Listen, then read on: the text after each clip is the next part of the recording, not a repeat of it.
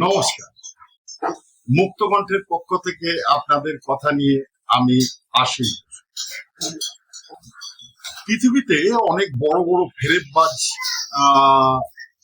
আছেন যারা ইতিহাসে যাদের হীরক অক্ষরে তাদের নাম লেখা রয়েছে, যেমন নটবরলাল, চাল সৌভাগ, এমন আরো অনেকে। তার ভিতরে আরো একটা নাম যুক্ত হয়েছে, যেটার নাম অভিষেক বন্দ্যোপাধ্যায়। হ্যাঁ, অভিষেক বন্দ্যোপাধ্যায়। ভুল শোনেননি আপনি, আমিও ভুল বলিনি আপনাকে। আজকে যেটা শোনাতে চাই সেটা হচ্ছে নদিয়ার নাকাশিপাড়া বর্ডার এরিয়া। ওখানে 1100 বিঘা সরকারি জমি, যেটা প্রথমে প্রায় 90 ফুট শোনা যাচ্ছে যে গভীর করে মাটি তুলে কয়েক কোটি টাকার মাটি প্রথমে বিক্রি করা হয়েছে। তারপরে সেই জমি জ্বালিয়ে কাগজপত্র তৈরি করে সেই জমি বিক্রি করে দেওয়া হয়েছে।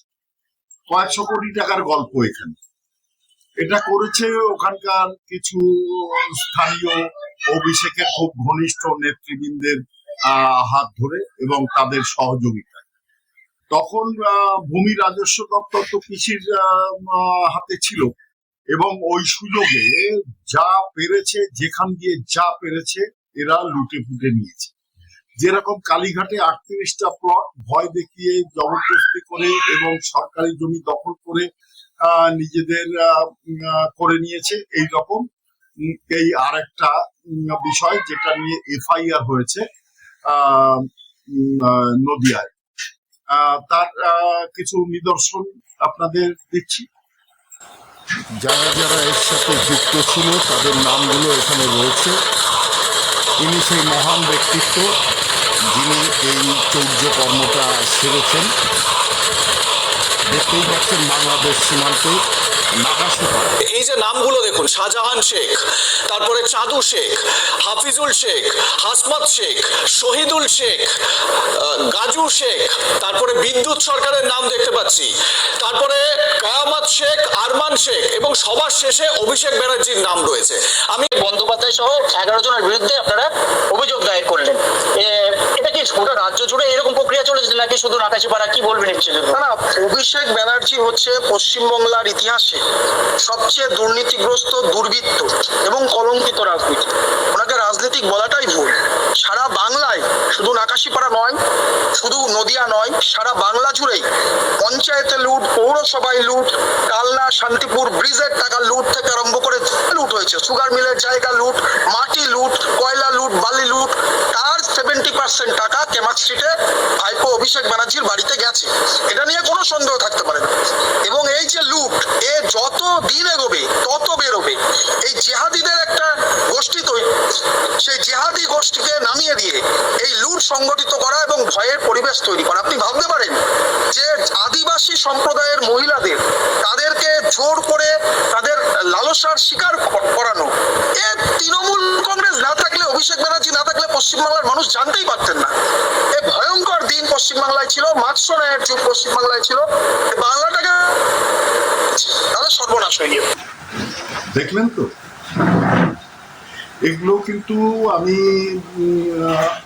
ক্লিপিং গুলো সংবাদ মাধ্যম থেকেই নিয়েছি, যে আমি নিজে বানিয়ে দিইনি, যে নিজের ইচ্ছে মতন প্রোপাগান্ডা রটাবো বলে। কারণ প্রোপাগান্ডা রটানোর জন্য তৃণমূল দলই একমাত্র অধিকারী, আর কেউ নয়। যাই হোক, আরো একটু দেখুন, তারপরে আমি আমার কথা বলছি। বাংলা 1 লক্ষ কোটি টাকা মালিক তোলাবাজি without any investment, 1 lakh crore মালিক। ইমিডিয়েট পুলিশ হাজারে নেওয়া দরকার আছে। এই টাকাগুলো যার দিকে নিয়েছে তাকে ফেরত গ্রেট তোলাবাজি সমস্ত ঘটনা ওই বাংলা 1 লক্ষ কোটি টাকা মালিক তোলাবাজি without any investment, 1 lakh crore মালিক। ইমিডিয়েট।